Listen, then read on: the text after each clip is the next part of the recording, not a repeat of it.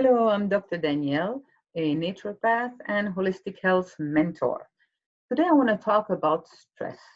Did you know stress did not exist? At least the word did not exist until the beginning of the 20th century.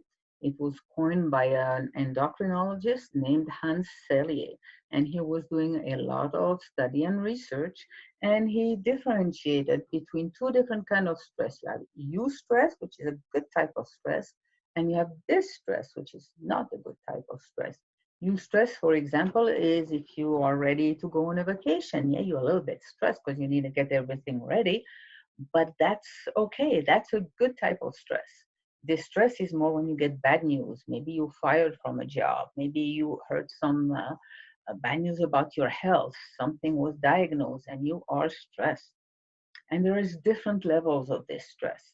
It's easy to understand the level, which goes from the alarm reaction, and then you have resistance and eventually exhaustion. So let me give you an example with smoking. When you got your first cigarette, that happened to me once. I was 16 years old and somebody gave me a cigarette, and the gal, I told her, no, I don't smoke. And she says, well, have you ever tried? I said, no, that's right. Give me a cigarette.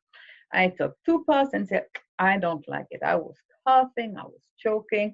That's the alarm reaction. Your body can have an alarm reaction when something happens to you, or over a long time if you have chronic stress because you have so many different things going on in your life. It doesn't stay in the alarm reaction. Eventually, it goes in the resistance stage. Again, with my example of the cigarette, eventually, if you persist, you're not going to be coughing and choking over the smoke. Your body is going to adapt to it. You're not going to have a reaction, but eventually, you're going to get to the exhaustion stage, and all of a sudden, you're going to be diagnosed with lung cancer, maybe. So you had that first alarm reaction, and then years later, you diagnosed with lung cancer.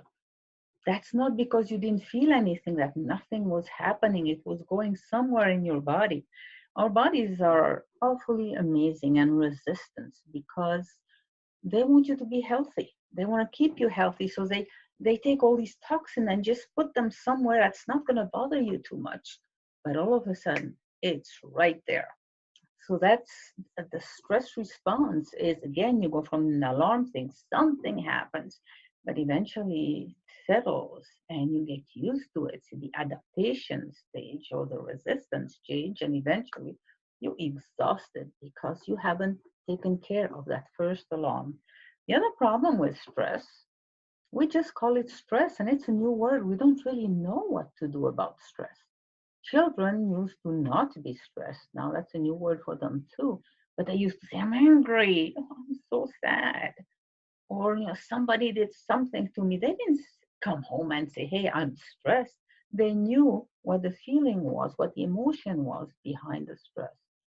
So when you stress, ask yourself, what is behind the stress? Am I overworked? Am I worried about something? Did I get some bad news? And that's when you start being able to work on it.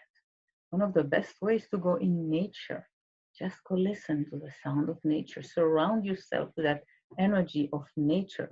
Some people think many of our diseases come from not having enough nature. We are nature deprived.